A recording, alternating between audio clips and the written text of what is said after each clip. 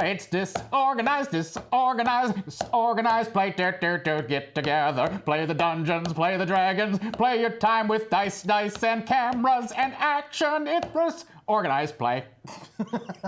It started to turn into like a 20s movie thing, but I don't know what happened. Ragtime almost always goes into that, so. I didn't bring out my banjo and, No, we need tinkly piano for that. Yeah, the tinkly. little jangly piano. Hey, everyone, welcome to Disorganized Play, the DM prep show for the rest of us. The rest of us being me, Tom Lommel, your co-host, and Dom Zook, my co-host, and you out there in the internet land. Hi, everyone. Co-hosts. Welcome back. I hope you had a great weekend. I hope you saw Black Panther. I did. I enjoyed it. It was a good time. Yeah, Dom did as well. So every Tuesday we sit down, get together, and prepare a game of Dungeons & Dragons. On Wednesday, we play that game of Dungeons & Dragons. And on Thursday, we talk about how the game went and what happened and whatnot.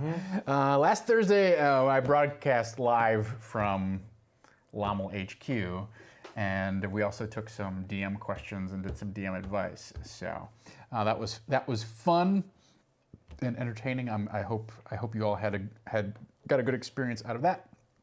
I did. So there. Take that. So hello everyone. Welcome to the show. Appreciate you all joining us. So we have three topics today. I'm going to ping plot radar. We're going to talk about a group effort and the tech tree. I think you'll find this an interesting topic regardless of whether you're going to have technology in your game or technology in your game. We're not going to talk about this part of it because I don't care if you use an iPad or not. Mostly, I don't care. I've talked about it before, but whatever. That's not what this topic is about. This topic is about the tech tree in the adventure of how characters figure out how to use technology when they have no basis for knowing how to use it. We're going to talk about that and group effort, which group effort is a topic that's been on my mind lately and doesn't just necessarily apply to this specific adventure. That's what I'm getting at with that. And then we're going to talk about the core. It seems like, given where we're at with the plot, the players are on the verge of visiting the core of this level of the ship, and we're going to talk about the problems and potentials that are presented therein. It's a lot of P words, it's a lot of plosives, problems as we say. Potential problems are presented. Yeah. Yeah. Good thing I have a wins. Pinging plot radar. Problems and potential. I like P words apparently. Yeah. I like P words. DJ Regular, don't you dare clip that. Too late. All right, too late. So let's get down to the Udo Meinhardt. Yes. Welcome. Ever-burning lanthorn of Nighthawks. Yes. Rears its ugly head once again. It's funny how that thing comes back. That was, what, 2 years ago? Something like that. Yeah. Something like that. Yeah. So let's take a look at Plot Radar and see where we're at. Here's what we had last week, right? Does this make sense? Today's the 20th, so I guess so. Huh? Yep. Boop, boop, boop, boop. Let me get a writing stick. Writing stick. Writing stick. What's this? That works. All right. So, is there anything here that we can take off of the list? I think there are some things that we could add to the closed and retired pile, right? Now, we have these metal skeletons in here. That was from a couple weeks ago. I never updated this. This really, what we decided was that this basically stayed the same. I see. And so these two things match. Okay. This is not actually outdated, although it should be. 214. There. It's almost, but not quite, European style. All right. So I think we're going to take the metal skeletons and put those in the dormant category. I think there's still potential to be paid off there, but they're not anything that's happening. Will we see a Ronald P.P. Dusty Bones encased in metal? I feel like I should just destroy that item. She- She keeps threatening to use it and then doesn't use it, or she uses it on stuff she can't use it on. We're talking about a whistle that they found back in the very first adventure that we ran that allows you to basically raise a skeleton from a corpse and walk it around and have it as your own personal kind of ally. And Avril has it, and she keeps threatening to use it, and then using it on stuff that she can't use it on, like some skeletons that are encased in metal. Pardon me while I'm not trying to actively promote McDonald's, but my dog is. All right, so You hear that, McDonald's? Luigi's looking for a sponsor. Luigi is looking for a sponsor. That's true. Luigi has some medical bills coming up. Luigi needs a sugar daddy. Thank God Luigi has insurance, because Luigi would be in a world of hurt right now. All right, so that's something that we can make dormant. I don't think these melding veggie pygmies, they can stay in the closed retired. Cave of the Iron Worm, basically for what it is, can stay in the retired. Anything in this immediate category, I think we could probably make the key quest. Is it dormant? Just not important. Mm-hmm. It's an ongoing thing that just is not interesting, right? They know they have to go get a blue key. Yeah, it's something that I feel like it's going to happen regardless, whether you're actively putting it into the campaign or not. They're constantly. I feel like what it is it's a plot point that is largely settled, and not settled in. It's not resolved in terms of, oh, we're done collecting all the keys, but it is resolved in terms of we understand what this is, and we know what it does. Like the mystery of it has been resolved. Right. So there's no longer anything weird. Like if they find a blue key or a purple key or a gray key or whatever, they know what to do with it. Open a gray door, open a blue door, or whatever, right? So I'm going to put that one into, closed and retired. The key quest is going to go into closed and retired. Because it's no longer interesting. It certainly is an ongoing thing. All right, so what else do we have in our plot radar here? So there were some things that were introduced last week that I think we should probably account for. But let's do that after we deal with what's left on the board right now, right? So the Tekka Pygmies, I don't know where they live in my columns right now. They could go there next round, but I don't think they're going to. So I'm going to put the Tekka Pygmies and Avril's parents back into the distant column. Okay. You don't think they're going to... Maybe approaching, right? Yeah, I'll put them in approaching. Yeah, because they're definitely going to... I feel the Tekka Pygmies at least will be in the next couple of episodes. Yeah. Well done, Modern Chow.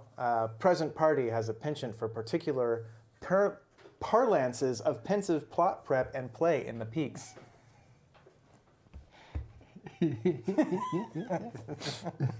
It's true. That was perfectly put. Oh. I appreciate the Peffert. No, I was going to say something about not including puns, but I couldn't figure out a P word that meant not including. All right. So yeah, Tekka Pygmies and Avril's parents definitely going to key quest. AIs. So I think we dealt with one of the AIs. I think we're going to deal with more AIs. So I'm going to put down... More desks? More desks. The full roster of AIs. We had a comment that we should have a new T-shirt that says, "I love my desk, it is my home." I love my desk.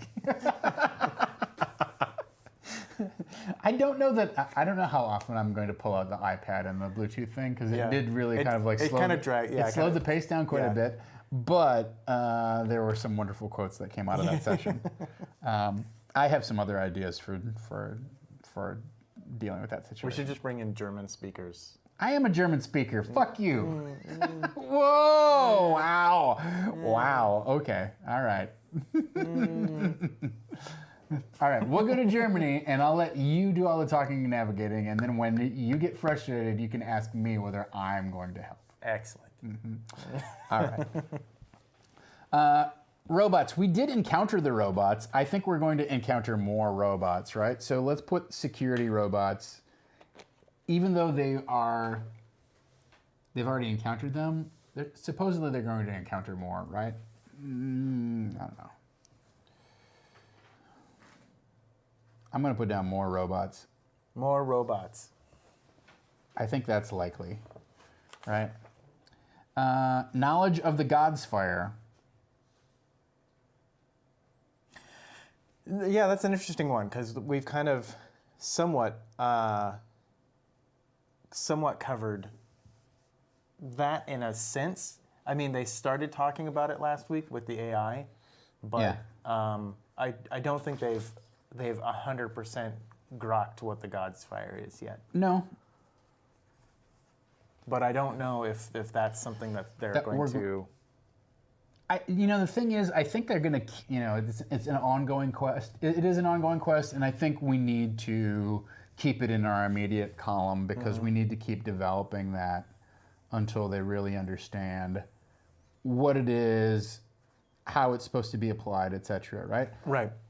Like, I think they definitely got the idea that God's fire is radiation, right? I think that was fairly well communicated, but I think they need to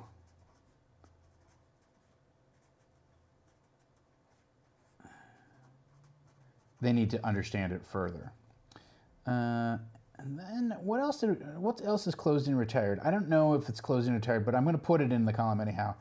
The Med Lab AIs.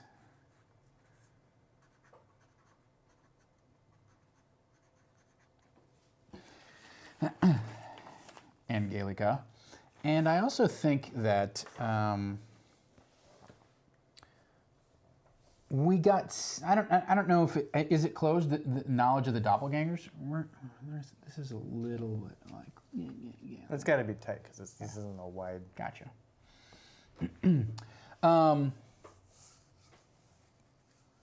Is the doppelganger like their clones kind of thing? Doppelgangers equals clones. That was fairly well communicated. I think there's more to it though, right? There's more to that mystery. Yeah. I think, especially as it pertains to Grayson, right? Yeah. And that's what we have on our old sheet here. So you'll notice that a lot of stuff. Wait, where's our other old sheet? I don't think I have it. Where was Grayson's Humanity was on this sheet at one point, right? That was on. I feel like the 2.7. On a different one. The other side of the. Let's see if it's still in my folder. It was in the distant column, if I'm not mistaken. Yeah. There's a lot of stuff that got moved up because they made a move that I did not expect, right? Which was a lot of stuff got moved up because they talked to the AI. Mm-hmm. So, and that's fine. Do I still have that sheet? Is the question. I'm not sure where I put it. Hey everybody, let's talk about the importance of having a good well-organized DM notebook. Mm-hmm. Everything's in there. Everything's in there. It's just not in there. Yeah. I just can't find it. At any rate, I think they're going to keep asking a question about this, so I'm going to put it in my immediate column because I need to be able to answer them if they somehow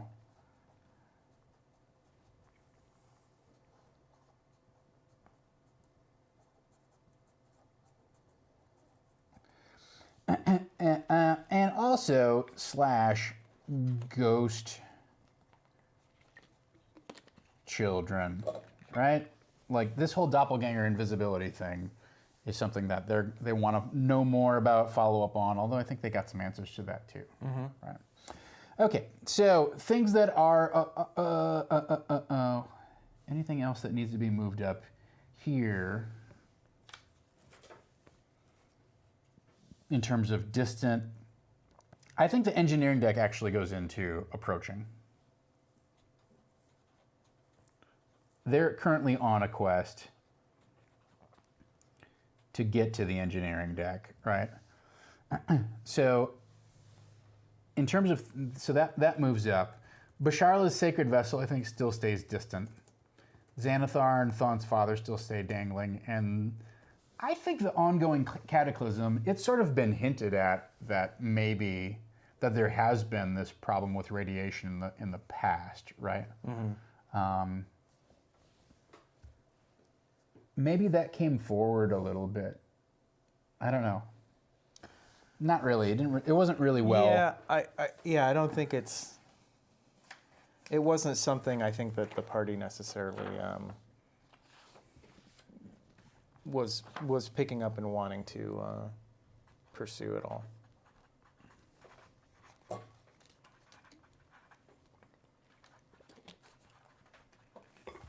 Yes, this is from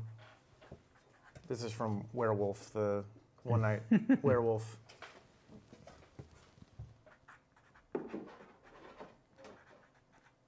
I'll hang it up proper at some point.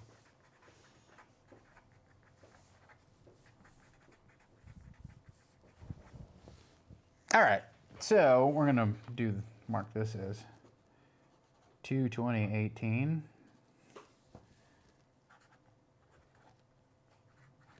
Now, there's a couple of things that we need to add on here that came up last session, right? So one thing that we know they're going to, because they're going to go do this, is these, for lack of a better term, networking or info stream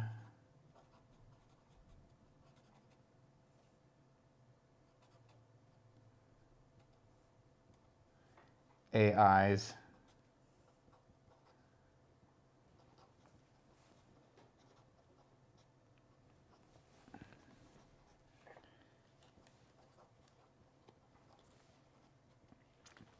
Sebastian and Sabina, right? We know that that's coming up. Now, this came out of nowhere, right? We didn't have this as an element on our plot radar. It came out of nowhere. That's fine. There's nothing, this is just to try and help you plan, and things are going to come up that you don't necessarily expect. Also, like last week was the first week that I decided to just sit down and name every AI on the ship and what functions they were in charge of.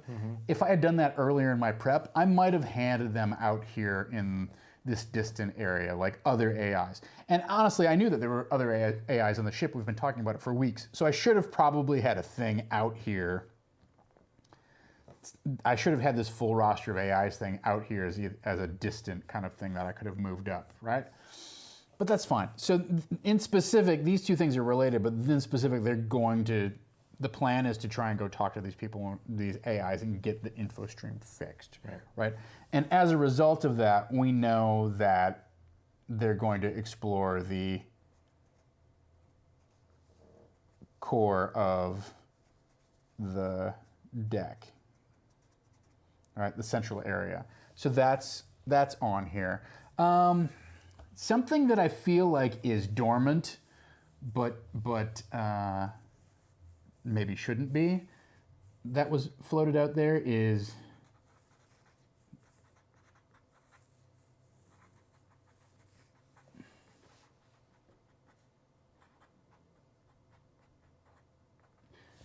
Angelica said, they brought up Torm or something like that, and she said, Torm has left the ship.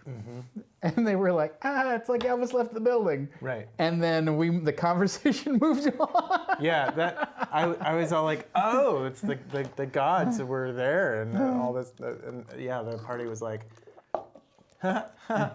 funny. I mean, I get it. Like we're in this weird, awkward, kind of goofy interaction where they say stuff and then I type stuff and then a computer voice makes the noise. Right. But so I think if it was presented differently, there would have been a much more intrigue and follow up on it. And that's one of those things where you may think this is a huge plot point, and because of just the goofiness of the moment, the way that it was presented, it gets kind of brushed off and let go of. Yeah. That's fine. The great thing about dormant clues is I can always bring them back forward again, right? And I have some ideas for how to do that, but that's definitely something that I put in as a story element that did not, hasn't bloomed into any kind of significance or realization. Yeah, it's interesting because we've started. They've dealt now a couple of times with mentions of the gods, because when they had the I know a god and they went back and they found out that they couldn't talk to Torm, Right. they couldn't talk to Soon. The only one they could talk to is Barsharla. Yeah. And then this happens, and it's like, yeah, things are happening, but the party's not quite picking up that, they're like, well, I can't talk to my god here, but that's probably because the metal shielding is like okay. Yeah, that's and the thing is, I think it's important to acknowledge that it's easy to get upset as a GM, like they're not picking up my brilliant plot hooks, and I have a huge, meta story that's going to come to light here. It's going to be an amazing plot reveal, and it's easy to get frustrated and go, well, why aren't they following it? But your job really is to follow the players sometimes, right? And to keep developing the plot around the things that they find interesting. Yeah. Because if you keep developing the plot around the things that you find interesting, pretty soon your players feel like you're just leading them by the nose through this kind of like paint by numbers exercise. Yeah. Right? And that's the tricky part. Yeah. The great thing is that you as the DM have a whole quiver full of tools, and you can pull that arrow that even though they're starting to go down this whole other thing of like, let's go talk to these info stream AIs and da-da-da-da-da, you can start to like drop this in there and bring that element forward. And then if they completely disregard it, that's fine. Then you can just let it go and have it be replaced by something else that they're really into. Maybe they're really into like, God, these eyeballs are really cool. They're really useful. Like maybe we should all get one. And then all of a sudden that becomes a whole thing of like cyber surgery and augmentation. And that's a theme that not only are you able to develop in an interesting way as a GM, but they're excited about as a party, right? If they're not excited about the elements that you're kind of hinting at, and they don't follow up on them, there's really not a whole lot of reason to believe that when you do your big reveal, they will be, one, impressed, or two, any more inclined to follow up on your story. Yeah, I mean that's a really good point, and it's such a big component to running any type of game as a GM, because as a GM, you're creating this, right? You're coming up. I mean, obviously, this is from a module, but you have the things that you think are cool and that you want them to interact with and have fun with. But when it boils down to it, you're playing at a table with 3 to 6 or more other people, and everyone's going to have the idea of what they want their character to do and everything like that. And when you are trying to force them into a position that you're like, oh no, this is going to be great for you, and they're like, I don't care. Right. And you're like, right. Well. And that last part is especially difficult, right? That whole thing of like, well, don't you understand that when you do X, Y, or Z, it's going to be really cool for you? Yeah. It's like the cyber surgery with the eye thing, right? Yeah. Like 2 sessions ago, they were like, I was like, well, you could get this like cool cyber eye, and they're like, I don't understand what's cool about this. I don't have any reason to trust the weird robot that is trying to like spear me with the thing. I don't trust this medical table that's trying to like no, I don't want a cyber eye. And it was only, like Gaurav sort of took a leap of faith with his character, like, well, I'll try it, But I hadn't spelled out the incentives that explained like, okay, this is why it might be appealing or why you should take a chance on it. And they didn't feel, and it's the same thing with a bunch of your other plot elements. Like just because you know it behind the screen doesn't mean that they're interested or motivated in pursuing it. Right?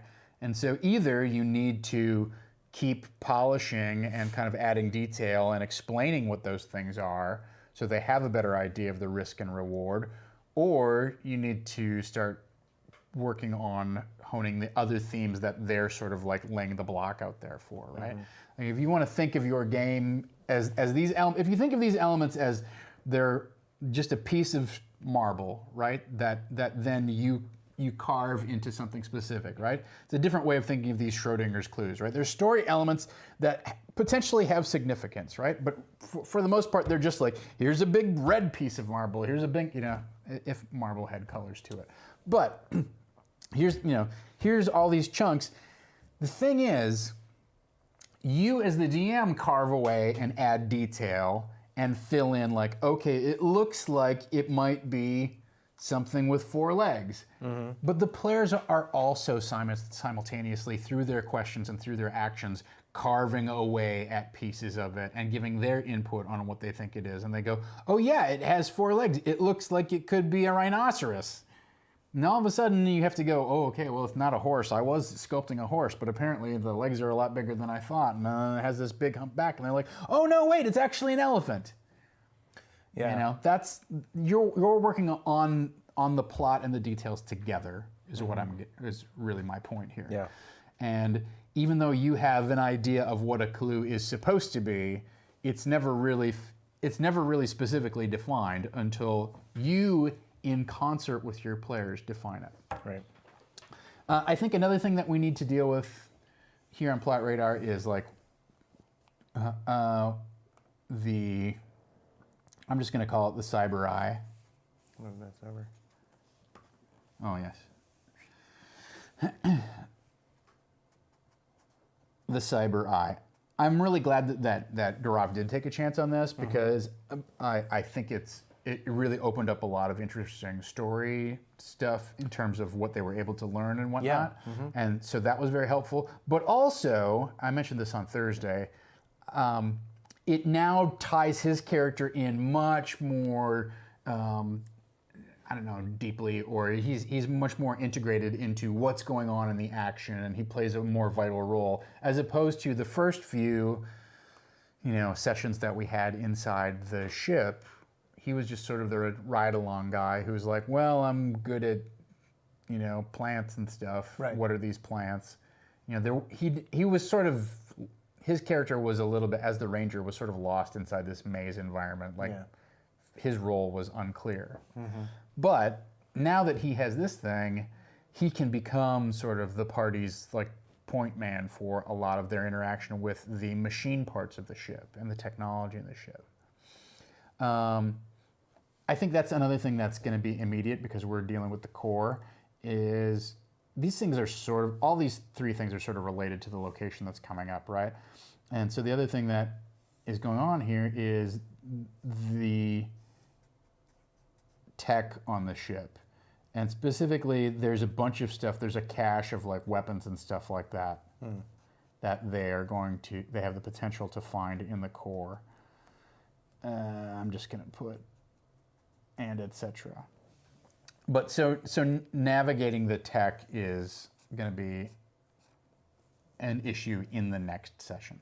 I'm trying to think if there's anything else in terms of elements that are, I think another thing that's approaching is God's fire is harmful. Mm. Right, the radiation kind of thing. But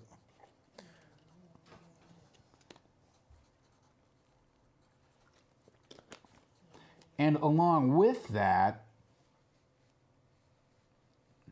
I think maybe we could even make this into, well, I don't know. I think it's got to come up in this next session because it really matters. Final thing on this column's getting very full here, is the, for lack of a better term, anti-God's fire shot, right? So what does that injection do? How does it help? And specifically, what I'm thinking of is what happens when they give it to Grayson. Yeah. He got one for Grayson. I don't think they said whether it would be,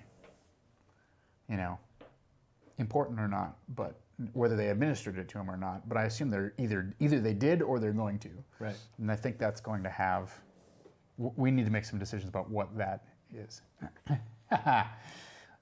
Yeah, so I'm the DM. Dom is my co-host. He's just sort of like, he's my color commentary guy. He's the guy who, first of all, leads the channel.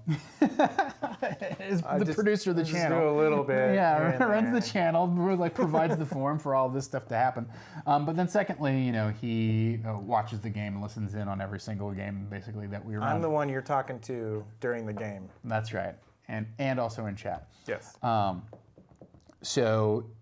So I'm here to give my advice and whatnot, and he's here to give his perspective on, okay, well, when this happened, et cetera, et cetera, et cetera, this is what I thought, And since he's not playing in the game, it's fine for him to know the spoilers and see the behind the scenes. So that way I can help you guys out too. So. Yeah, exactly. All right. So I think that pretty much covers Plot Radar. So just to give you an idea of what we're doing here is we're tracking the various story elements that we have currently in the mix and how well defined they are and what story elements might be coming up in the next session or in the next 2 to 3 sessions or in 4 sessions out that we need to either foreshadow or all that sort of stuff, right? So, so this is a tool for me to kind of prioritize my DM prep. What are the questions that the party is going to have that I need to answer? We didn't talk about QOR today, but that's okay. We'll cover that. Core, Chief. We did address a ton of questions in the last session. I thought that was useful, right? Yeah. No, I meant in Wednesday. Oh, when we did it. When they talked to the AI, a bunch of the party's questions got addressed. Yeah. Yeah. So, I think this brings us very well. Actually, it skips over a topic, but we do want to talk about the core. We're gonna come back to this in a minute, right? In a couple minutes. I do want to talk about. I sort of ordered these in the wrong order. Oh no. But that's fine. So, before we get to the core, which is basically where a lot of our action is going to happen next session in the Barrier Peaks, right? Before we get to that, I want to talk about something that I've noticed and a kind of a twofold problem that we need to solve, right? So we're doing a remix or a reboot or a revision and update of Expedition of the Barrier Peaks, right? I'm a big fan of this hardcover reissue called Dungeons of Dread, which contains the full text and illustrations of Expedition to the Barrier Peaks in it, right? Even more so than like the PDF, although I have both. But the issue that we need to deal with is that in this adventure, they can find technological items, right? And one of the main features of the adventure, or one of the main play experiences that you were subject to back when they originally ran the adventure. Hi, buddy. Is a wild deer going to appear? No, he's going to be hidden. That's fine. It's fine. You going to lay down? Do I have to? Lay down. We have a little pig and a deer in the studio, also known as Harold the Pug and Luigi the Greyhound. Luigi the Greyhound. The Greyhound whom love a French fry. Children's book by Judy Blume. So they have different charts that you were supposed to. There's a whole mini game that got played in the course of the adventure. You found like an anti-gravity belt, and you would start here, and depending upon what your intelligence was, and whether you'd seen something like it before, and whether somebody had explained it to them, you would go through this weird kind of flow chart that would send you around until you got to a result where like it used a charge or it destroyed the item, or you finally figured it out. And really, those were the only. There were a couple other options here, like maybe somebody would get hurt, right? So it sort of had these 3 different outcomes, and in the meantime, there was a lot of just like, you're at the circle, you're at the, and the players wouldn't necessarily even know. You just go, keep rolling, keep rolling, keep rolling. But so part of me would say this is not great play experience. This is not a terrific. This is a very early kind of design for tackling this problem, and it could much easily be solved by making an intelligence check or whatever, right? But I think it's important to, and I've mentioned this in previous Disorganized Play, I think it's important to somehow convert or adapt or revise this mini game to be something that we can use and replicate at the table. Because I don't think we're really honoring the spirit of the adventure if we don't have this mini game in here in some shape or fashion. Doesn't mean it should be this, because I don't think this is very opaque to the players. I don't think it's very fun. It's just kind of like keep rolling. And not only that, but it's AD&D mechanics, and we're in 5e, and it's like, it needs an update. Yeah. If we're gonna update it, then let's make it fun, right? Now, I have some specific ideas for this, but I just want to talk about kind of what the rough outlines of what this might look like. So, and really, this is applicable, or this is a larger topic beyond just, well, how does Expedition to the Barrier Peaks work, right? And how do we use fantasy or how do we use technology in a fantasy game? Because here's the thing. Group effort is something that constantly comes up in your D&D game. And I have found myself constantly batting it back as a DM. And I suspect, if you're a DM, you've found yourself in a similar situation, right? And the number one way that this thing shows up is, okay, well, I want to search the fountain. And immediately you have everyone else at the table go, oh, I want to search the fountain too. Where's my dice? Right. I want to roll, I want to roll, I want to roll. Everybody wants to roll. And I, as the DM, I've found myself regularly saying, well, Gaurav said he's going to search it, and the three of you are busy with this, whatever, building a campfire, whatever it is, so you can't roll. And that's legitimate. That's a legitimate use of your arbitration power as the GM. But it's also not fun, right? Because what happens is everybody else at the table wants to take part, and they want to have the fun of rolling the dice. And everybody wants to make sure that they get the best possible clue. Sure. Right? So rather than saying either one person can roll, or so the middle way on this is to say, what are you doing to help Gaurav's character?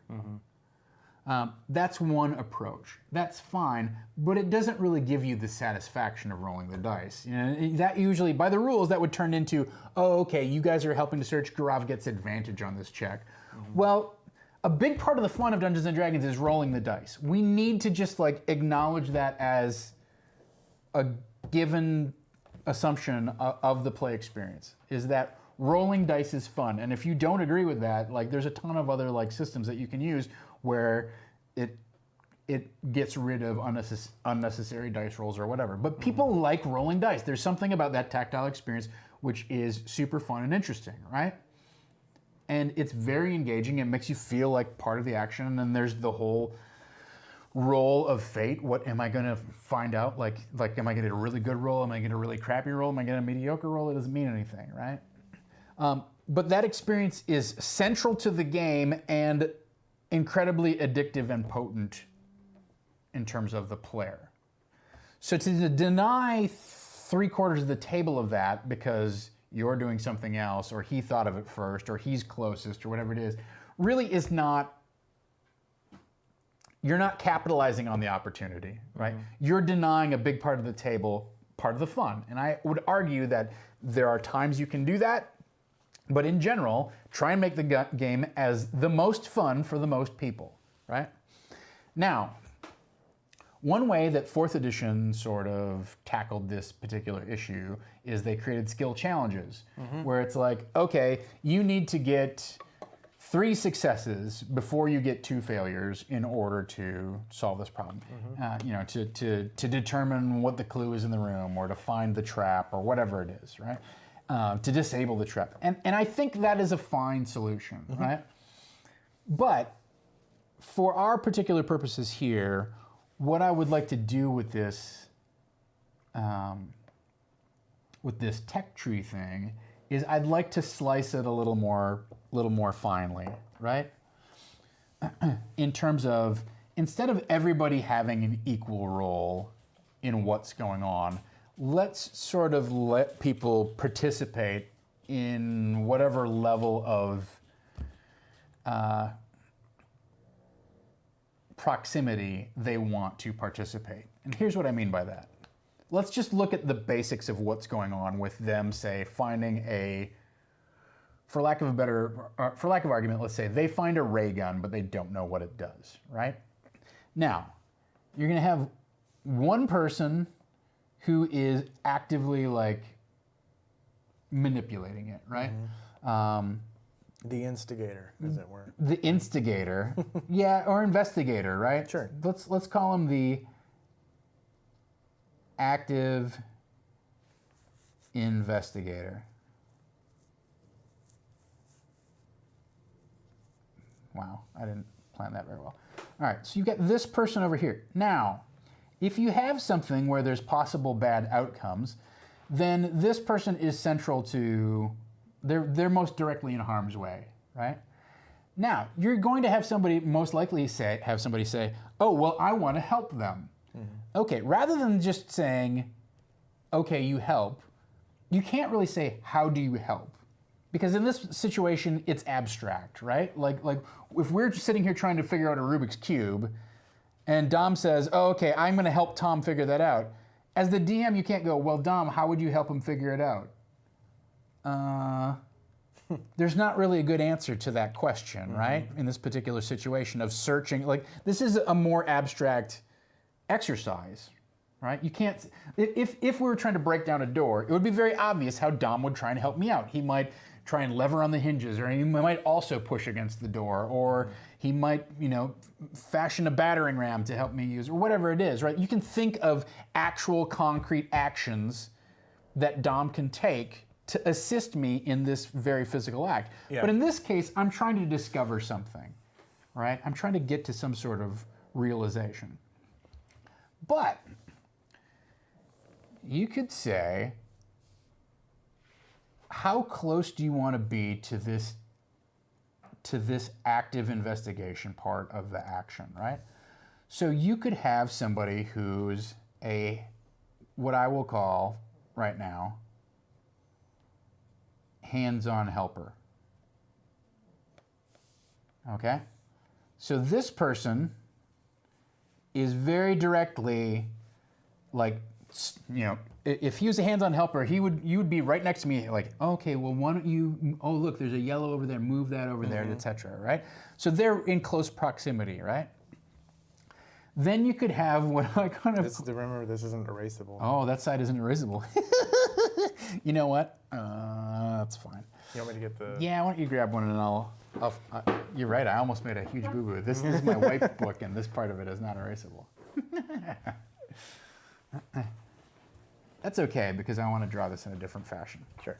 Actually, here's the way we're going to do this. I was going to say, someone, I forget where I saw this before, but someone had mentioned, maybe it was even you, that everyone likes to check for traps. Yeah. And you have your people who can check for traps and are skilled at checking for traps. And so you have your rogue go out, and your rogue goes and checks for traps, and the rogue, as far as you know, doesn't roll well or whatever, and the GM says you don't find anything. Yeah. Everyone around the table is like, well, they just rolled a 12. Yeah. What if they missed it? Yeah. I want to check for traps. And what this person was saying was, in character, in game, why would you now question your chief trap finder? He said they didn't find anything. Yeah. They didn't say, oh, I didn't do very well at looking for this trap. They looked for it, they couldn't find it. And so the way to mitigate everyone trying to metagame and go after something that you know that they wouldn't be doing if they were there was just to say, are you saying you don't trust this character to find something? It's tricky because the issue there is either your players are going to metagame or they're not. And Right. when your thief rolls a 12, there are certain players who have, and actually, almost universally, it's very difficult to put players in a position where they have to like fight their metagaming instincts when they know that there's a potential consequence to their character. Right. Because Yep. my response to that would be, well, I trust my rogue, but I know sometimes, sometimes there's a small possibility that he's wrong. Right. And the last time it happened, I got set on fire. Yeah. You know, and so like I agree that that's a great role playing justification. You know, sometimes the best solution to this situation is to have the DM roll and say, Sure, okay, well, what's yeah. your bonus? +7? Okay, great. And then you roll dice, and then you give them whatever the best poker face that you can. Yeah. Right. Players don't really like that particular option because again, you're taking the dice rolling out of their hands. So instead, here's my kind of like my take on this, right? You have your active investigator, the person who's central, but they're also what I consider most exposed to danger. That got real weird and bubbly. Whatever.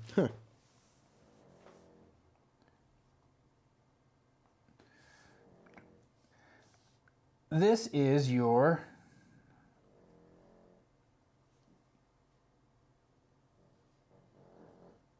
wow, the dog is really snoring in here. Yeah.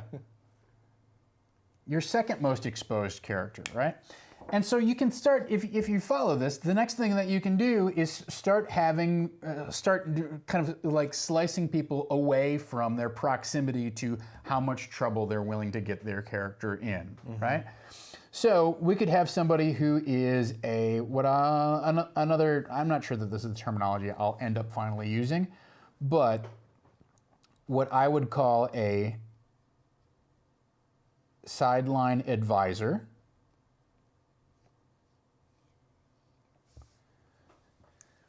And I haven't drawn it very well here, but they're sort of more removed, right?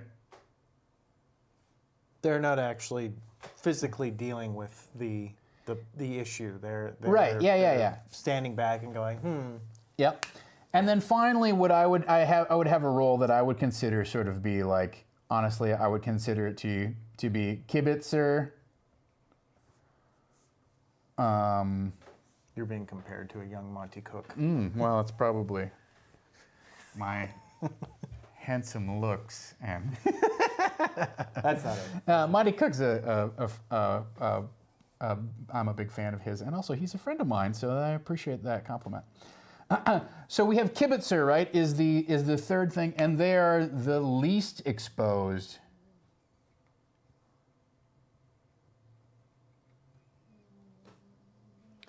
Yeah, To any sort of danger.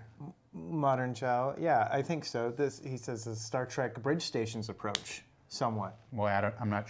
Well, in I that guess. everyone has a specific task, Yeah. and when you put them all together, they're all contributing to the issue, basically keeping a starship afloat, right? Whereas here, it's solving a problem, but everyone is doing it in their own unique way. Yeah. So yeah, it's similar. Yeah, well, and so here's the big thing, right?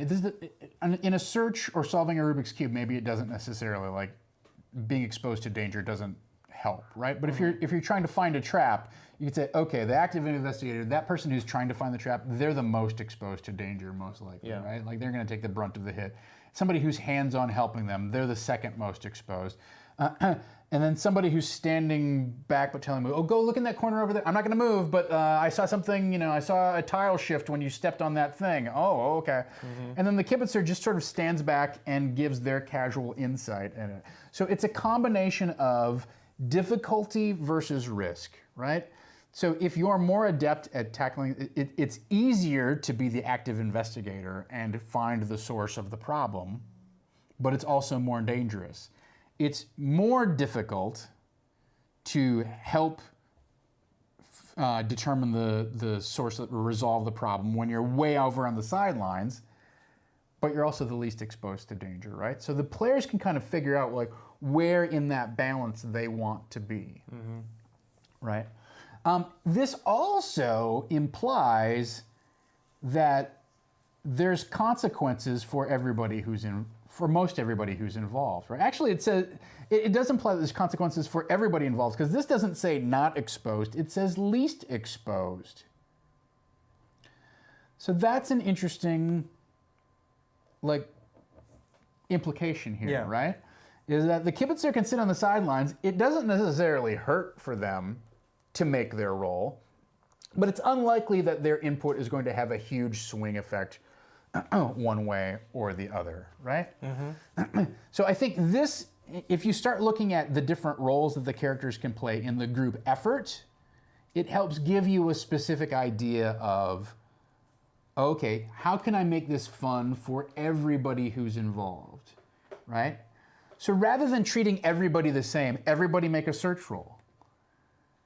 Why not go into this sort of like mini game where you go, okay, you want to search for traps. You guys want to search for traps? Who wants to be the active, investigator? Oh, okay, I'll do that. Does anyone want to be a hands-on helper? Yeah, I'll do that. Does anybody want to just sit on the sidelines and give their advice? Yeah, that's me. Does anybody want to sit in the back and kind of like pick their teeth with a toothpick and say, oh, okay, well, this is, this is what you're doing right, this is what you're doing wrong. So this gives our party clarity of what their responsibility is, what their potential exposure to danger is, and how much influence their dice roll has. It also is not prescriptive in terms of, if you want to have 3 people standing around helping the active investigator, that's fine. You can have more than one hands-on helper. They're just all more exposed to the danger, right?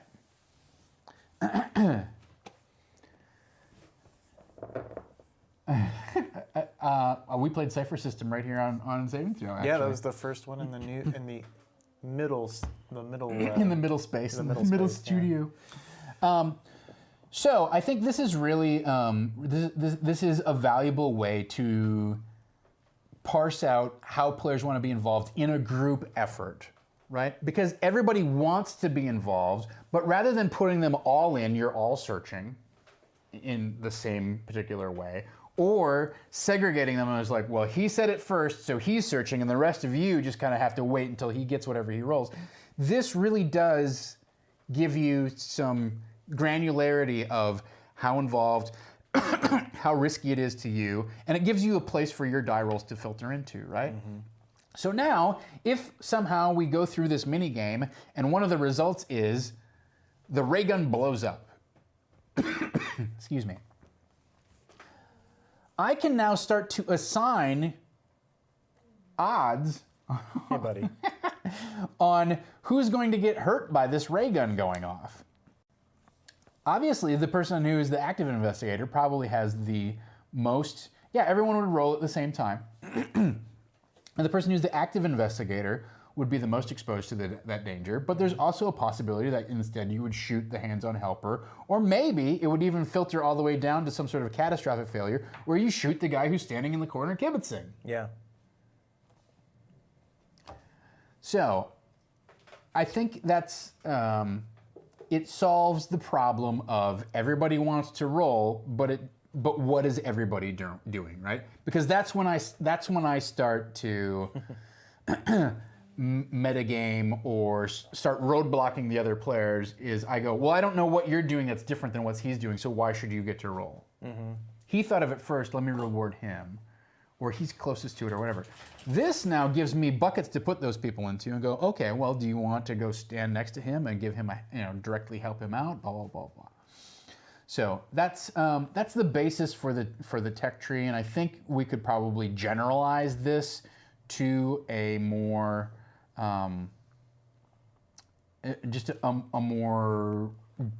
we could generalize this to a system that you could use regularly, right?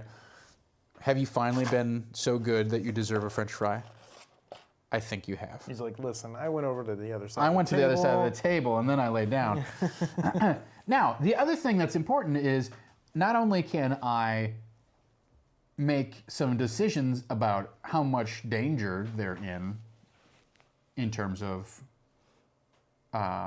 dealing with the situation, but I can also adjust the DC of how difficult it is to actually help, right? So maybe the active investigator, the DC for them to find the trap is 13. And the hands-on helper might, I have a whole different system for how this is going to work, but the hands-on helper, the DC might be a little bit higher, might be 15. And for him, it might be 17. And for the kibitzer, it might be 19, right? Mm-hmm. I don't know whether you have to tell them that or not, but you can say, okay, if you're actively involved, then the DC is going to be lower because you're directly manipulating the thing. Whereas if you're playing it safe and not getting as much skin in the game, it's going to be higher for you to, it's going to be a higher hurdle to jump over in order to contribute to the success. The other thing that this system allows me to do is I can say, okay, you're the active investigator and you're the hands-on helper. The active investigator, you know what, I'll tell you what, I'll let you make a dexterity check in order to find these traps. Because you're using your hands, you're doing an assertion, and I'll let you make a dex check. The hands-on helper, maybe your check could either be a dex check or be an intelligence check. Mm-hmm. The sideline advisor might just, you're only allowed to make an intelligence check. The kibitzer, it might be a wisdom check, right? Mm-hmm. Because you're just using your intuition to go, that doesn't feel right to me. By making it a bunch of different checks, now I can filter my party into the areas that they feel more competent at. Excuse me. You want water? I don't, it's still a little dry, I guess maybe. I don't know. So if the kibitzer, if the druid is like, I don't know, finding traps is not my thing, I've only got 10 hit points left, I don't want to get involved with this, I'm just going to stand in the back of the room. And you go, well, it's a wisdom check in order to help them figure out, how to disable this thing. They go, oh, perfect, that's what I'm good at. Even though it's a DC 19, it's my best stat. So now I can stand at the back of the room, make a higher check that's more difficult, but I feel like I'm contributing because I have the best shot at succeeding in that part of it. So it makes your rogue your most trusted person, right? And maybe your fighter actually ends up helping out, and your sideline advisor of the wizard is making an intelligence check, which they're good at. Everybody feels like they're making a meaningful contribution and has a meaningful shot at it. Mm-hmm. And everybody's everybody's engaged in this minigame on terms that they find acceptable. So there's a more, I have a more robust and detailed plans for how this is going to apply to the tech tree, which I'm not, we're not going to delve into because we're almost done with our time here.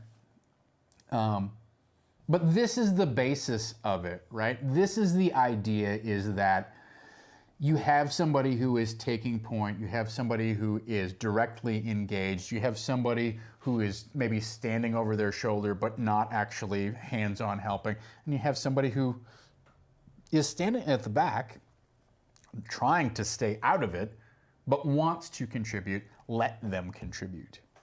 So everybody has a role to play as active as they want to make it. And like I said, if you want more people to pile up into the hands-on side, I guess the question would be if you had two people who were the active investigators, that's fine. I mean, is that a big deal? Maybe, maybe not. Going back to what Modern Chow was suggesting with the escape room idea, is that, if you've done an escape room before, usually you don't have more than two people working on one aspect of the room. Like they're trying to solve one thing. Yeah. The more people you put on it does not necessarily help. Yeah. And I've been in escape room situations like this where there'll be two people focusing on this and then someone will be working on something else. That's the other thing though too I was thinking about with this, is that these roles, you could be in a room where there's multiple things to be looking at and trying to piece together, right? And these roles, anyone could be switching out Right. and switching up here. And at the same time, even there's no reason why the rogue is only the active investigator or whatever. Right. Like you can switch this up. But yeah, you have people who are okay. The Kibitzer is actually an active investigator for the another way out of this room, and so they're not really directly involved with how this trap mechanism is working or anything like that. Right. They're doing something else. However, maybe they have an idea and they're just shouting from the other side of the room, "Oh, hey, did you try this?" Or something like that. Well, and also, you don't have to have all 4 roles, right? Sure, If people don't want to be in, like what I would say in that situation is, okay, it's a big room, you're going to divide it in half. Okay, great. Well, 2 people need to be the active investigators. So I'm going to take this side of the room, Dom, you take that side of the room. And then if you have 2 other characters, like, do you want to help? Do you want to sideline advise? Yeah. One or both of them. I would say if you're going to advise both of them, then your focus is split, so you might have disadvantage on that role or whatever, right? So, you could, I think that the problem that we're really trying to solve is everybody wants to be involved in the outcome, and you don't want to shut somebody out from their chance to roll dice. Right. Now, if the room is divided in half, and you're taking point on this half, and you're taking point on this half, and you're helping him, and she's helping him, well, then everybody's taking part, and everybody's rolling dice, and everybody has a stake in how the action progresses. As opposed to, Avril does all of the investigation, and these guys are just like sit in the back and don't do anything and chew their cud. So you don't have to have all 4 roles and assign them a party. You could have two active investigations going on at the same time, and you just have 2 hands-on helpers, or you might have 2 active investigators and 2 kibitzers. Yeah. The only role you have to have is an active investigator, and everyone is in this as much as they want their skin to be in it, right? Yeah. They can even be like, no, go ahead. Yeah. So the third part of this, it would be honestly not participating, right? Yeah. Try and be outside the action as much as possible. I would say there's really I think in that case I would say, oh, okay, you're taking active steps so that you're defending in case something. In case something happens. You don't trust this room at all, and you're going to take active measures to avoid damage when something bad happens because you feel like something bad's going to happen. Whereas the Kibitzer probably isn't as much convinced that the room is definitely out to get them, right? Right. If you don't think of it that way. Yeah. I'm trying to think if there's anything else I want to say about that right now. I have ideas on the tech tree. I think we'll just have to watch it play out on Wednesday, tomorrow night.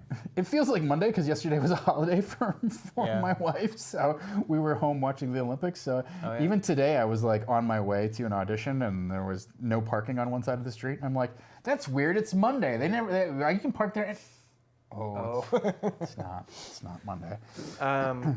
Would you apply this as house rules, says Materdash? Yes, of course. Yeah. I mean, until they put me in charge of publishing Dungeons and Dragons, not holding my breath. Although, I have thought about putting together my own rules system that's adapted and inspired by various sources, not strictly Dungeons and Dragons. And I think this is a system that I would probably want to play test a bunch, but that I would look at implementing. I mean, in a way, it's not really that much. You're not changing anything core in the book. You're just giving structure to discovering things, really, and implementing that. Because basically, all you're doing is you're having everyone just do a skill check, essentially, or ability check. And it's all applying to one thing. But you're not like, okay, if he does this one thing, then you get a negative, 5 to that DC check that you're going to make, and all this other stuff. Well, or maybe.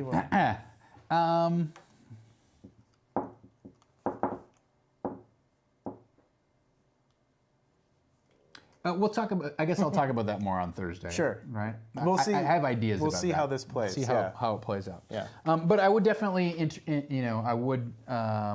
introduce it as house rules, just because it's not something that the players can go and look up someplace. Right. And go, oh, okay, well, this is, this was an Unearthed Arcana article that Mike Morrell's put up or something like that. So yeah, I would apply it as house rules. We're starting to get a little overtime here, so I don't want to go too deeply into our next topic, but that does bring us back around to the problems and the potential of the core. And so in our next part of the adventure, we are going to not be looking at the botanical gardens. Dang it. Dang it. Dang it. But we are going to go into the core of the of this deck. Let's see, where are the maps again? I think they're at the end. That's the weirdest part, right? Here's all the illustrations, and then here's 5 maps. Yeah. So one of the things that I really do like about this particular print of this adventure, very good. Well, maybe we'll come back to the cipher system for one of our marathons. So this is the core, right? So if we're looking at, one of the reasons I recommend this version is this map is really, really much more legible than most of the other ones, right? So you can tell very clearly the difference between an unlit area, a dimly lit area, a brightly lit area, and an area where there's on-off switches, etc. There's very few. Oh no, most of this is brightly lit.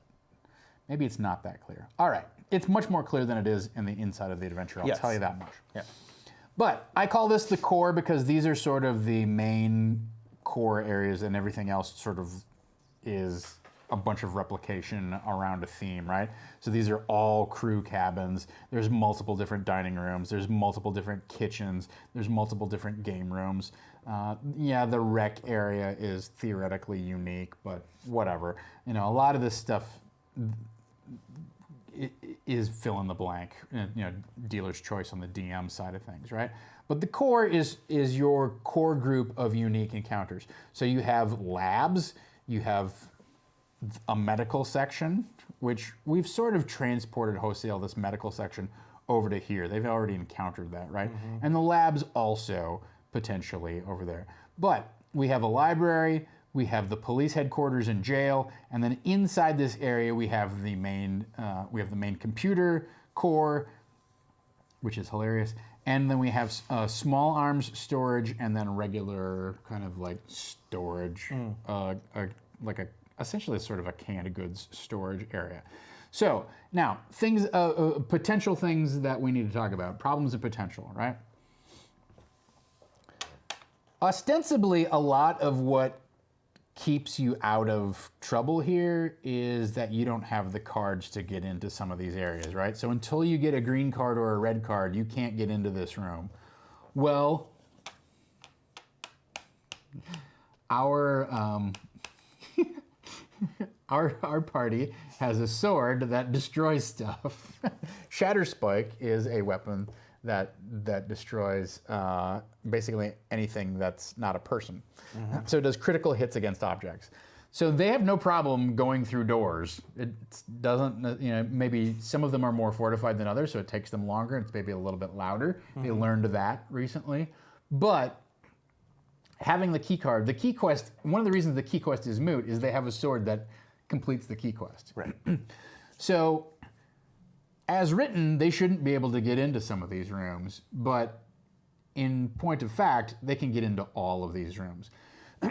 So there's both problem and potential there. The problem is they can get to small arms and they get to the storage areas, etc. So we need to be able to make some decisions about what's there, what's available to them, how they're going to be able to figure this out, what the implications are of simply, like, say they find a box of grenades and they have to try and figure out how a frickin' grenade works. Well, if one of them goes off, does it destroy the whole room? Is there massive damage in the whole room, etc., right? Those are interesting questions. I think there's also problems in that a lot of this stuff is not very interactive, right? So as we saw with the medical robot, as written, that encounter is supposed to be, they walk in the room, the medical robot goes, beep, bop, boop, bop, bop, grabs you, and then starts doing surgery on you for massive amounts of damage, right? That was not very interesting. So instead, we used this idea that there's an artificial intelligence that wants to talk to them, right? I think we can apply that same thing into this area. And this core is where we're going to find Sabina and Sebastian, and these are the two AIs that basically like try to run the network. Now we know that the network is damaged. I think they're also responsible for the neural network system, so they probably are responsible for maintaining the health, if you will, of the other AIs on the ship. And whether that's having backups of them and making sure that they're incrementally backed up or that sort of thing, that's important. But I think we have to keep in mind that if the neural network has been disrupted, and basically if the network, the LAN is down, they can't do any of that work that they're supposed to do.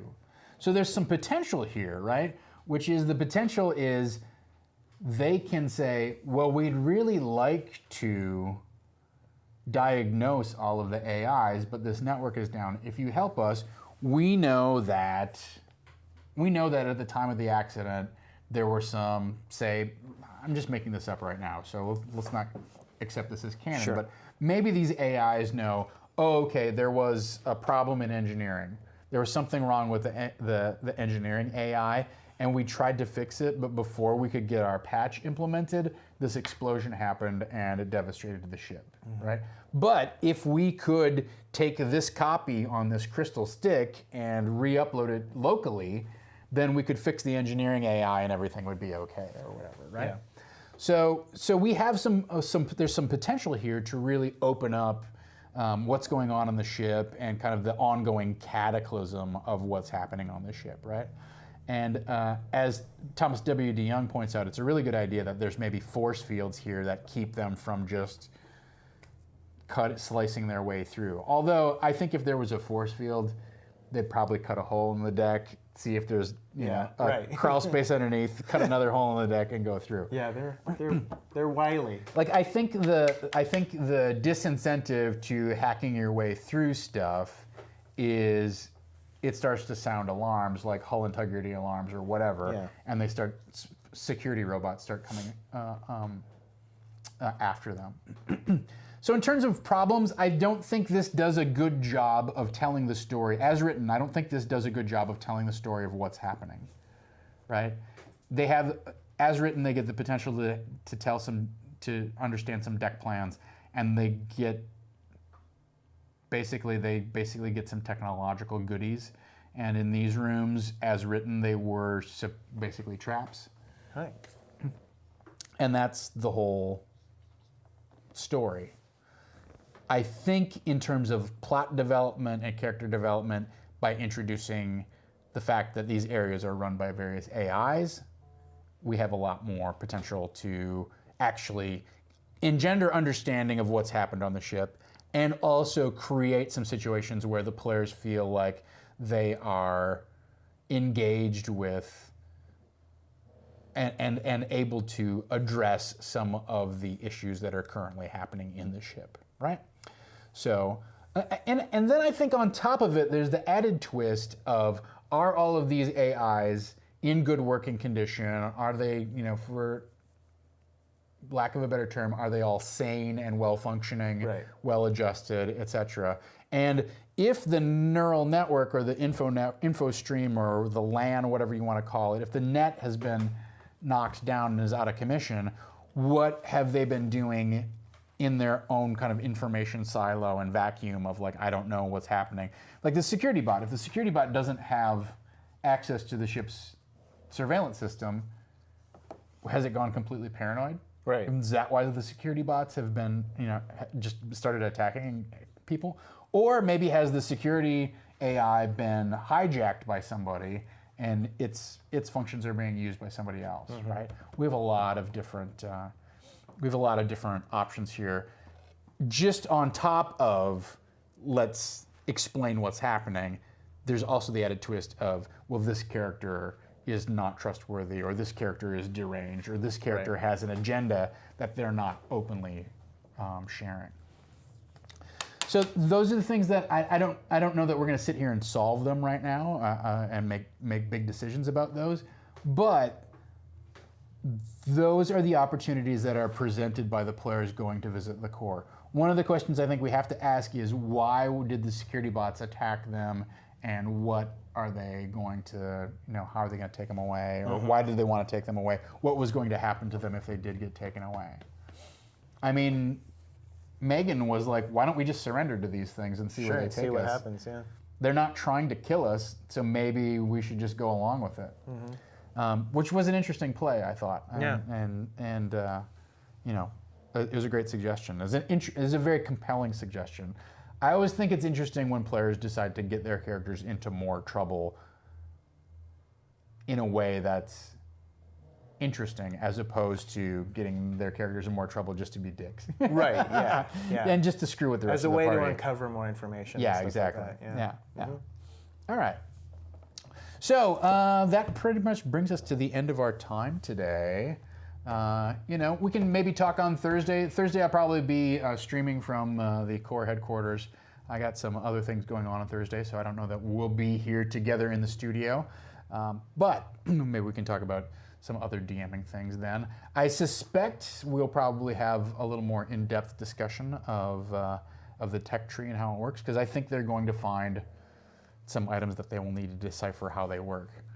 F. Devery said, hey Tom, on YouTube, said, hey Tom, do you think that with Xanathar now knowing exactly where the God's Fire is, that the party, at least Avril, will rush to get out before he can get there? Who knows, right? I don't think so. It was funny to me that, or notable, I don't know that it was funny, but she mentioned that. Of course, all the players had heard that was happening, and they were like, yeah, that figures. Yeah. Like, I don't feel like you would. It's certainly a very reasonable takeaway or assumption that you go, oh, well, they're going to find out that Xanathar's after them, so they're going to try and, like, it's going to crank up the pressure on them. They didn't feel that way at all, which you could say, well, that's stupid of them. They're like, we should start sending, I should start sending scouts or something about them. But I think it's also, reasonable to give the players a pass on some things, right? Like I said, you gotta kind of chase the story that they find interesting. If we had dropped that piece of information, this just brings us back around to the top of the stream. Yeah. If we had dropped that piece of information and they were like, oh, you know what? Oh shit, he's coming after us. We've got to make preparations. We've got to find a defensible position. We need to get a hold of this Godfire as quickly as possible. Like, if they had felt like that was a compelling story element to them, then I would start chasing it harder. But the fact is, they basically disregarded it. And yes, you could reasonably say as the DM, well, I told you so, and here's what's happening. But that's a dick move. Mm-hmm. Now, if I wanted to make it a major element, maybe next session or 2 sessions from now, I have them catch an imp who appears to be spying on them. Oh, you make a perception check. Anybody beats a DC 20. Oh, you see something shimmer for a little bit over in the corner, and you realize that an invisible imp looks like it may be perched in the corner there. Oh, okay. Well, now they suddenly get an awareness, like, oh, who would have sent that? Oh, I bet Xanathar sent that. Oh shit. Well, now we do need to get So I can introduce that as an element that then goes, well, not I told you so, but guess what? I told you once. Yeah. Now it's coming. The pressure's starting to build, and I ramp up that tension rather than just open the floodgates and dump it on them all at once. Right. But the other thing I can do as the DM, if they've chosen to ignore this thing, and it's not a high priority for me, it doesn't have to become a thing. I can put that in my dormant column and sit that on the back burner until they've addressed the thing that they're really focused on. And then they get a sense of satisfaction, and then I can start either ramping up the pressure, or once they've scored a major victory, do the twist of, aha, Xanathar shows up. Okay, you have the God's Fire, you've mastered this thing, and as you begin to draw the power into yourself, the door blows open and you see a beholder with eye stalks and accompanied by 7 guards and comes storming into the room. And then we have a big fight and it's climactic and cool. And they go, oh yeah, shit, we read that book. We knew this was coming. I just wasn't sure when. Right. So there's always reasons that you can invent to give your players a break and introduce something that you thought was going to be a major element either later or just drop it off the scope of the adventure entirely, right? And maybe they can go, in hindsight, they go, whatever happened with that thing? And you go, oh yeah, well, he got intercepted by the Zentarim on the way there, and they gave him a beatdown, and a bunch of Lords of Waterdeep decided that they weren't going to have Xanathar, infiltrating the Cradle of the Gods. Happened off screen, you didn't deal with it, but there, I answered your question. Congratulations, right? Mm-hmm. You as the DM have so much immense power in your hands to alter the flow of what's suspenseful, what's exciting, what's dynamic, what's a great payoff. Use those powers to complement what the players are doing. You all have that block of stone in front of you. Let the players chisel away on their side and then fill in the blanks around your side so that together you make this masterpiece. They don't call you a dungeon master because you're making mediocrity. Be a dungeon master, not a dungeon mediocre. Could use some work. We'll keep work. Don't clip that, DJ Regular. Don't clip Yes, Tom Lommel, co-host and DM extraordinaire. Level 3 DM. Quote unquote no level less. 3. Yeah, I'm a step above dungeon mediocre. I'm 2 steps above dungeon mediocre. We'll be GMing what we just talked about tomorrow night on the Iron Keep Chronicles, which is at 8 p.m. Pacific time right here on Saving Throw Show on Twitch. If you want to get caught up on Expedition to the Barrier Peaks, we are 2 or 3 sessions into the actual ship. Yes. So you can go on I think YouTube so. and you can watch. Last session was a big role-playing session. The session before that was more exploratory. So you can watch. They're 3 hours apiece, so enough time to do a couple loads of laundry while you're watching or whatever. But you can go to our YouTube channel at youtube.com/savingthrowshow and go back and check in on that. You do have to get your Dungeon Bachelor's Guide before you can get your Dungeon Master's Guide. Yes, it's true. One day I will be a Dungeon PhD. Dungeon Doctorate. Dungeon Doctorate. Yes, and we do not play Cypher System on Friday nights. We play Deadlands Reloaded, which is a Savage Worlds game of the Weird West. So yes, I know Mater Dash and Richard McSundy were asking, talking about that anyway. Deadlands Reloaded is what we play on Friday nights for wildcards. Thank you guys for joining us. Thanks to the new folks that were here, Mox, Eric, Mater Dash, folks that I haven't seen before. At least thank you for dropping in and saying hello. Good to see new faces in the chat, so spread the word. Yeah, absolutely. Oh, you tried to post a link. Yeah, no links. No links, no links. Thank you for clipping that, though, Mater Dash.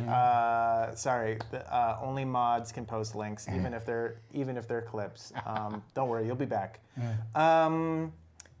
Or you can post it into our Discord. Actually, we have a Discord, !Discord, and that will go. That will take you right to our Discord. And there's a clips channel in the Discord where you can post all the clips that you guys make, and they're awesome. And Twitch is doing some cool things now with clips where you can get some cool rewards and stuff like that for clipping. So thank you so much for doing that and for sharing the stream and chatting with Tom and I as we're going and asking questions. There's also a Disorganized Play channel on our Discord, so if you have further questions about anything we've talked about here. Like DM specific or adventure spoilery questions that would not involve the rest of the cast, that would be the place to pass. And Richard, you had a question about, or you were talking about how you were having some issues with the party that you're playing with right now. The Disorganized Play channel on the Discord is a great place to drop those questions in, and Tom or myself or any of our other DMs can come in and try and help you guys out with those questions. You can also come back on Thursday at 2 o'clock Pacific. I generally try and carve out a little time for general kind of DM advice, so you can come back Thursday. Tonight is the final episode of Black Bag Detectives, our 70s sort of New York Kojak meets Cthulhu game of Fate Core run by Mr. Wes Otis. It went, I was like, every time I mention a DM, I always start to say David Crennan. I don't know why, just because DM David Crennan rolls off the tongue. That's true. So you can tune in for that tonight. It's the big finale. Series finale. Series Black finale. Bag. We have a great cast, so come in and show them some love. That's tonight. Tomorrow night, of course, is the Iron Keep Chronicles, where we will see them go further into the expedition of the Barrier Peaks and delve further into this deck of the ship and uncover some more mysteries about what's happening aboard the USS what? We don't even know the name of the ship yet. Is it even a USS? Maybe that will be revealed tomorrow night. Tune in tomorrow at 8 for that. Thursday, I'll be back at 2 o'clock to do a little recap of what happened the night before and how all of this went, and maybe talk about our tech tree game, and maybe update Plot Radar, but probably do some DM advice as well. Just depends. It's the USS Mudbutt, Richard McSunday, not USS Butt. USS Mudbutt. Yeah. Thursday night is Star Wars Never Tell Me the Odds. Tune in for that with America's DM, Wes Otis. No, David Crennan. And then Friday night is our Savage Worlds Weird Wild West game, where Dom is a player and what did we decide? Orange County's DM? No, that was someone else. That was I someone think that else? was Rick Budd was Orange. No, he was Burbank's DM. Burbank's DM. DJ Jordan Caves Callerman runs that game with Megan Caves Callerman and Gaurav Galati and Jordan Pridgeon all sitting in the players' seats. And Sunday, what's going on with Never Tell Me the Odds on Sunday? You mean Tempting Fate? Tempting Fate? Yeah. Oh, yeah. Sorry. I get all of our shows confused. Tempting Fate. Tempting Fate on Sunday. Evil Dead Part 2 Ooh. of that Lasers and Feelings. Are the hack library bards going to be back for? No, Havana Mahoney will be the guest this coming Sunday. So, awesome. Definitely tune in for that. Max Isaacson, Gina DeVivo, and Sam DeLev with Orange County's GM, Rick Budd, or whatever. Burbank's GM. Burbank's GM. The general local area. The San Gabriel Valley. Victory GM. Boulevard's GM. Now we're just going to make a bunch of... now we're just going to make a bunch of LA jokes that nobody's going to get. That'll be great. Dupar's GM. Dupar's, yeah. The Denny's at the corner of... it'd be a German name for the ship, though, right? Yeah. Alhambra's GM. Yes. Alhambra's GM. All right, that's enough of that, you crazy kids. But yes, so thanks, guys, so much for tuning in and for sharing the stream. Means a ton to us. So please share this out. Tell your gaming groups that this thing is happening and that we run all these games. We love having new people in chat and talking to you guys. So thank you so much for sharing it. And thanks to all of our mods, DJ Regular and Flockwad and the rest of the crew who help keep the channel safe, clean, friendly, and accessible to all of our new guests on the channel and in the chat. And until next time, let's dungeon! I did it, Tom. That's like 452 to okay, but in all fairness, I was your hands-on helper. Oh, God.